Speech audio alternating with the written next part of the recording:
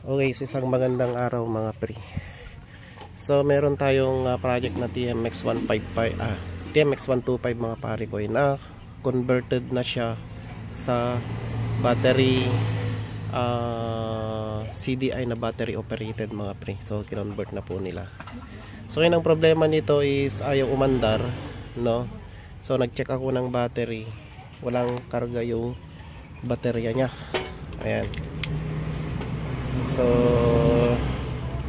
ayan, walang ilaw, and then at the same time yung kanyang fuse is busted, no? So ang una i-check natin dito mga pare ko, since battery operated na siya, mag-check muna tayo dito sa ating regulator kung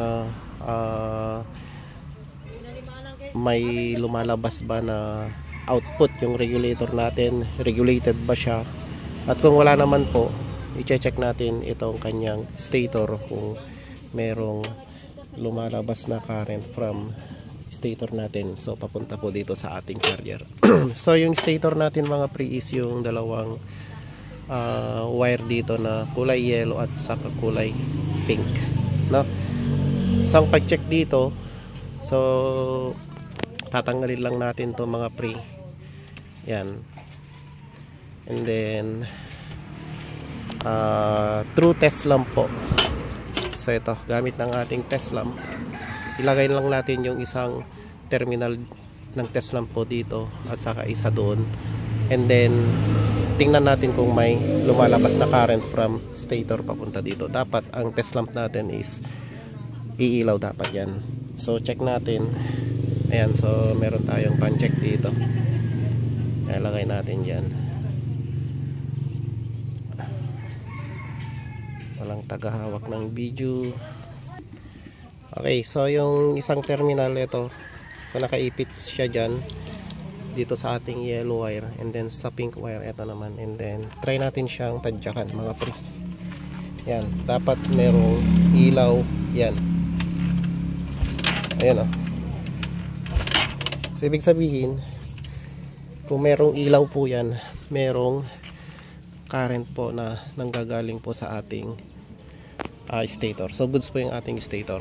Ngayon naman mga pre, i-check natin yung dalawang wire na to, itong positive at saka yung green wire. Ayan, so tatanggalin natin mga pare ko. Kailangan meron din siyang napapalabas na kuryente po dito. Okay, so ayan yung red natin mga pre, and then ito yung ground, no? So dapat iilaw din to mga pare ko. So ibig sabihin, kapag umilaw siya, may pinapalabas na kuryente yung regulator po natin.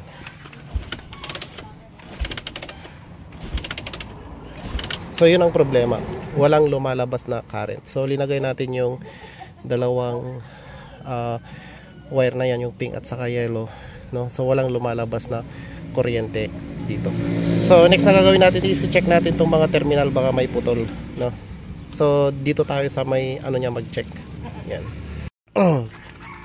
Okay, so to make sure na walang sira yung kanyang terminal at buo yung mga wire niya, so nag-splice ako dito mga pre. Ayan yung red at saka green, no?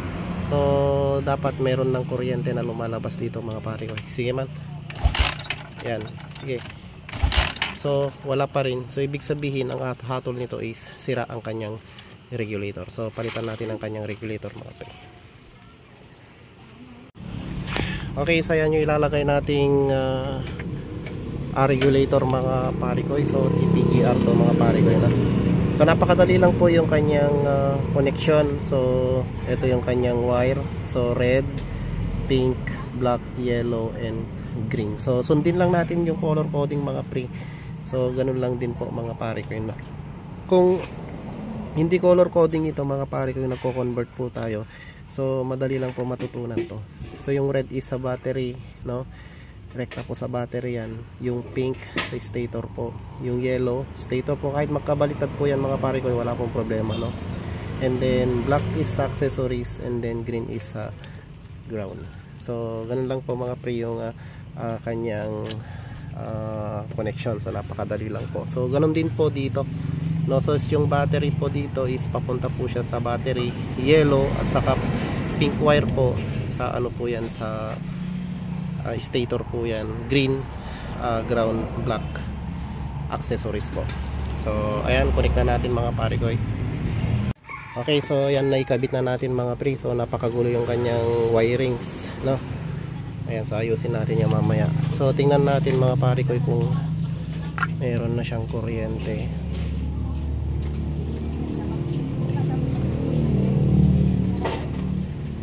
So kung may kuryente na to mga pre, ibig sabihin meron na siyang supply from the regulator po. So ayan, check natin. Okay, ano? So ayan. So napakalakas mga pare ko. Okay, so goods na yan. Okay, so panda rin natin and then check natin kung regulated ba yung lumalabas na current po galing dito sa ating regulator. Okay, so mandar na yan mga pare ko, no? So check natin kung nag-overcharge siya or hindi. So gamit tong scanner natin. Yan, sa positive, negative.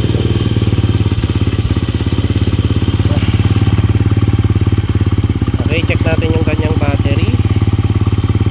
Nag-charge siya. So ayan, 14.8. So goods lang mga pare ko. So i-try natin siyang i-accelerate.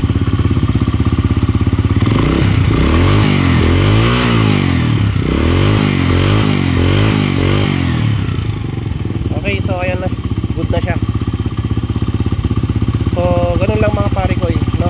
Kapag battery operated kasi mga pre, kapag nalobat na yung baterya natin, hindi na andar yung ating motor kasi hindi na po magsusupply ng, or wala nang magsusupply ng kuryente sa ating CDI at saka sa ating ignition coil. So kapag na-drain, totally na-drain siya, wala na, hindi na natin mapapandar yung ating motor. Unlike dito sa yung mga pare ko, yung dating yung original niya na may primary coil siya, naka-separate yung coil sa primary doon sa light coil natin.